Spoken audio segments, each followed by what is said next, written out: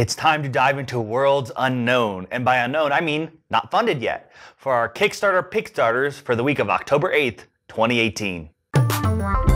Feelinks is a new game from Social Sloth Games and the designer of Dixit, which is a great party game. This one has kind of a similar vibe to it. You're trying to guess your partner's feelings. So there will be a card with a bunch of prompts on it that will be chosen one at a time. For instance, it might say, you have to take your beloved pet to the vet to be put down. Or it might be a little less dour than that. It might say, your grandfather loves going to rap concerts. These are two actual examples from the video. There's a wide range of them, and you will have to try to guess how your partner is going to feel about that. So there's going to be some options on the table, such as happiness, pity, jealousy. It could be a wide range, and you're trying to see how well you know them, how they would react to something. And the better you do, the more points you will score for the two of you, and whoever has the most points at the end in those partnerships will win. So it's kind of this,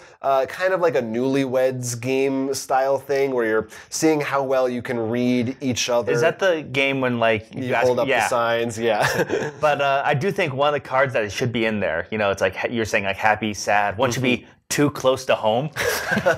So when any millennial draws crippling debt, you get a like a Schadenfreude card. You get the real weird, obscure ones. They also have different sets of cards, which is neat. So like there's one specifically for kids, so you can play with kids, and it'll be like, my dad does this, or my grandma made me cookies. You know what I mean? Right. So, that's probably pretty good, considering I think it'd be interesting for adults to have one that's like, your cat got run over or something. Right. Because, I mean, that's the kind of stuff you just want to see someone go like... It actually is, like, sounds like an interesting tool for kids, for like, developmental purposes, like, special needs kids, honestly, like, something to help them recognize emotions, like, work out their own feelings. Like, it has a lot of maybe. uses. I definitely would love to make sure a psychiatrist, looks over this first. I'm not saying, like, it'll, as, like, a medical tool, but, like, just as an exercise. Well, no, because I do think it should be looked maybe as a medical tool. I mean, we've already seen how plenty of board games and video games, Send it through testing. Might need to be changed a little, but we're seeing how plenty of board games and video games are starting to be used to be like,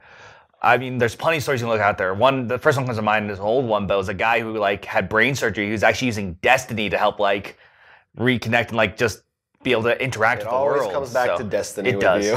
Anyway, or it could just be a fun party game. It depends how serious you want to take the conversation. Feelinks, that's for $29. It's from the guy who did Dixit, so how can you go wrong? Dragon Boats of the Four Seas may be the first game from Maple Games, but they've got a pedigree behind them.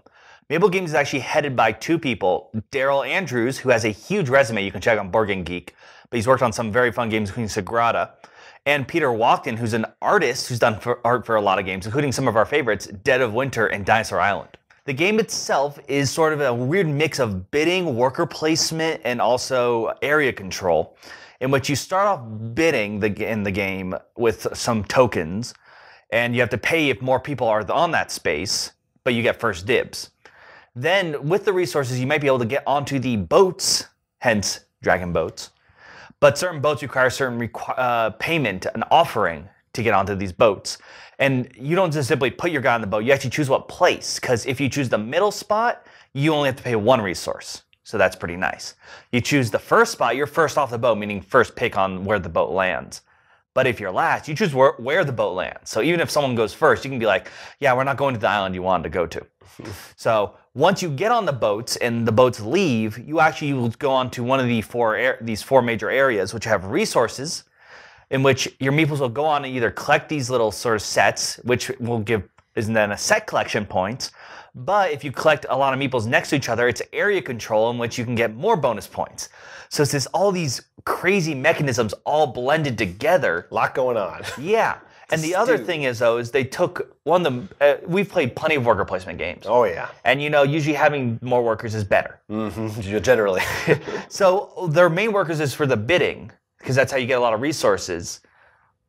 But the way it works in the beginning of the game, there's sort of these tiles laid out. And you place your fourth worker, your extra worker, on one of those tiles. And the farther back it is, you get more resources.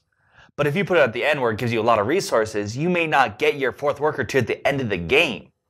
So it's this whole interesting balance of, do I go for like the early big boost in resources and not get that worker? Or is it better to get that first worker early on so I can start getting more of the resources that way? I thought that was really interesting and much different from the usual, because every other game is just a way to buy. So almost all the time, my strategy at least is, how do I buy that extra worker as soon as possible? It's less straightforward than that. Yeah, that's interesting. So I love that mechanic thrown with how the boat placement, do you want to be first or last? In terms of collecting your sets and stuff and trying to bunch them up. It sounds like all these really weird, interesting mechanisms that come together and actually, I think, what looks to be a really fun way. I hope there's a cameo or a stretch goal for the boat from Legend of Zelda: The Wind Waker. It could be possible, no. But the boats, I should mention, are actually 3D. You actually build these little 3D boats, and they have different requirements. They're not all the same. So you could, I would love to see someone actually make them into the Wind Waker boats, the nice like red long heads. That'd be pretty cool. The game goes for $53 for the base, which is on the, I mean, it's the high end of the middle, I would say the middle price, but with the 3D boats and all these really fun game mechanics, it does seem worth it if you're looking for maybe a little bit more of a twist on your basic Euro worker placement kind of game. The Towers of Arcanos comes from Creative Games Studio, and I would say this game qualifies as a creative game. In it, you are going to be drafting dice, just regular D6s, and there are going to be circular tiles where you can place one of your dice along with a meeple, as long as it matches the correct type of number. And the tile will give you a certain ability, probably some points, and then you go around and everybody gets to place their die. Once a tile is filled, it gets scored, and then you place another round tile on top of that one, and it balances on the previously placed dice and meeples. So as you go, you're actually building up these three-dimensional towers, hence the title, Towers of Arcanos. And so you're trying to get the most points by doing this. You have to be a little bit careful, because it may end up that you get some meeples trapped on some of these floors, not getting you any points. There's also a center tile where if you have a die that doesn't go anywhere, you can put it there as a last resort, and that'll let you use some of your spellbook powers, which let you do things like change the face of a die that you have, or switch it with another die. So this, I mean, this, like I said, it looks like a really creative title. Anytime there's a game that has some kind of a 3D or uses height and verticality, which very few games do, that always catches my eye. And it just seemed like a neat little game. We're always talking about how much we love dice. Yeah, I think it was of course. earlier last month, there was another dice drafting game we talked about. But what I like about this one is, and that one sort of had two, but I think this one does it a little bit better, is that you're drafting in instead of like the window game, which I'm totally blanking on. Sagrada, thank you. Where you're sort of drafting for your own little puzzle, also the RPG player game. Role player. You're actually sharing the area, so you have to think of how other people are going to draft that way. Right, so it's a bit more interactive in that sense. So it's not simply just I hate drafting. I could be drafting because I'm filling up a tower before you. Right, yeah. And in addition, there seems to be a way you can remove dice and trap people's meeples there, which is interesting, and then they hold the tower, which I think is hilarious, because just seeing the little meeple hold up the tower forever. Yeah, I think they should add a dexterity element, or like a meeple circus, where you, or Jenga, you try to knock the tower over. You know, and I did say in that last video, the last time, I'm like, I don't think I'm tired yet of dice drafting, and this I'm not either, but are we starting to hit that, like... We might be. It could be the new deck building. I don't know. A little bit. But I will say for this one, compared to the other ones I've seen, I think it's a lot cheaper. Yeah, well, in fact, it goes for $35, and it's the Towers of Arcanos on Kickstarter now. This next one is for all the math lovers out there. Loveless and Babbage by Tenha LLC is a game that's sort of a love letter to the old programmers, the sort of founders of programming and computers. You play as some of these early pioneers and use programming skills to sort of collect sets from patrons. To do this, you have to sort of add or subtract numbers into either the number the patron is requiring, or maybe some of your own numbers that get special abilities. And as the game progresses, you'll actually unlock more programming options. So initially, maybe you can only add and subtract 1, 10, 2, 20, but then maybe you can add or divide by 3 or something weird, more interesting like that, or maybe you can swap certain numbers. Once the first person finishes, they flip over a timer, and everyone else has 1 minute to finish. So it definitely, like, you want to be first to get that first pick, as well as put everyone else, you know, in a pinch on that timer, which I thought was really interesting. So for a guy like me who doesn't like any math, what's this game got to offer me? Think I'll like it? Well, I don't think so, honestly. But okay. I do think it looked really fun because most of it seemed more basic and and not like crazy like X divided by 2 divided by 6. It's just add or subtract 20.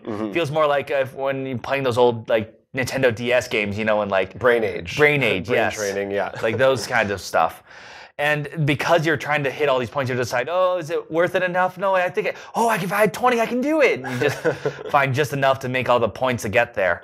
And because you have to decide whether you just rush it for that one score, if you think you can hit multiple, especially with the fun abilities. Like one ability, for example, made it so your other players can't program as many. It's an attack in essence.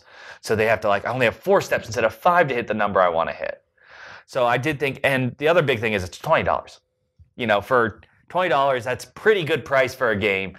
A lot of fun of just these speed running through math.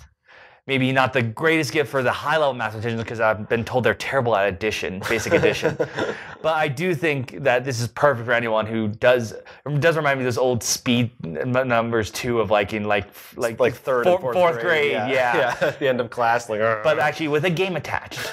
I'm bringing a calculator. Wish You Were Here is the next game from the Enigma Emporium, which is a narrative-based puzzle-solving game. Basically, it's kind of like one of those escape room games that we've seen a lot with Unlock and Exit, but in the form of simply 5 postcards. So the idea behind this one is that you're a detective, you've just solved a case, and you start getting these mysterious postcards in the mail. You don't know what they are, and they're filled with different kinds of puzzles you need to solve to get to the bottom of the story.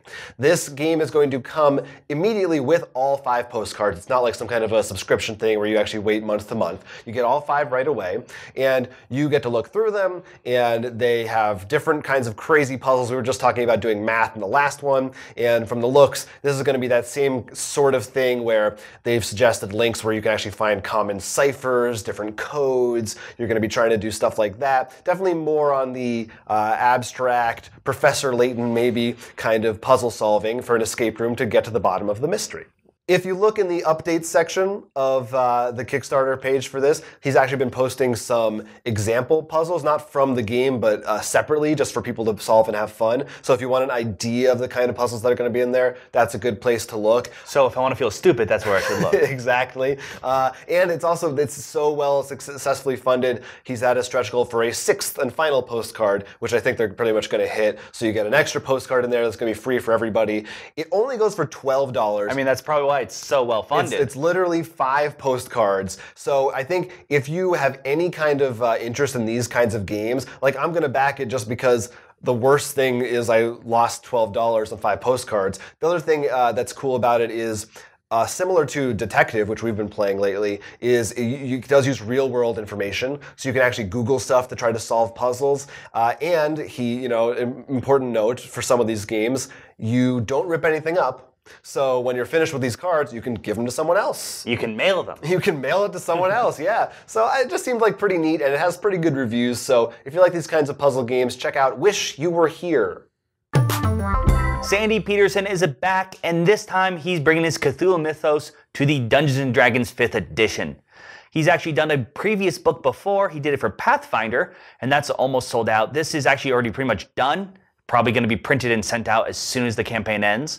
This is like if you don't know about his previous book, he's bringing like his mythos, all the Cthulhu, and trying to really balance everything in all of Lovecraft's lore, like all the weird little things, all the weird monsters, and bringing them all so you can play them into your RPG settings. What's really cool about this one, it's not simply just I've translated over into like I D&D reskin the Pathfinder book. It does have some new stuff, some new character races to play as, some new magic items and stuff, and like all that kind of stuff. You can get a PDF for $19, which is pretty nice. You can get the hardcover for $49. Or for $85, you can get a leather bound. This is what the Pathfinder one looks like, because that's the one I got. It's pretty classy. And I think it's actually in a green tint, though. Like this one will be black-green, so you can tell the difference when on the shelf. That's nice, yeah. And so this had some art, but like some of the painted pictures in here you'll notice are for like painted minis. Like we'll put that up. So it is nice that they did some full art for some of the monsters, because they can be really spooky when he gets his hands on them. And some of them are signed, but I think that's out by now. Like I think right now is all unsigned leather copies. So if you really want to bring the Cthulhu Mythos into your world, this is probably the book for you for D&D, because I mean, he'll cover everything. Check out the links for all these Kickstarters in the description below. And hey, while you're down there, go a little bit lower to that comment section. Let us know what you thought about these picks, if you backed anything or not this week.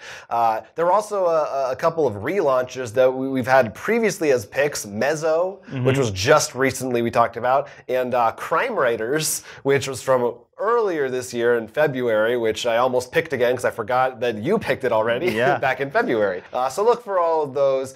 Check out our links to our social media. We're on Facebook, Instagram, etc. I'm Jonathan. I'm Will. And this was Kickstarter, Pickstarter. Hey, if you like what you saw, don't forget to subscribe and like this video for more excellent board game content. Heck yeah!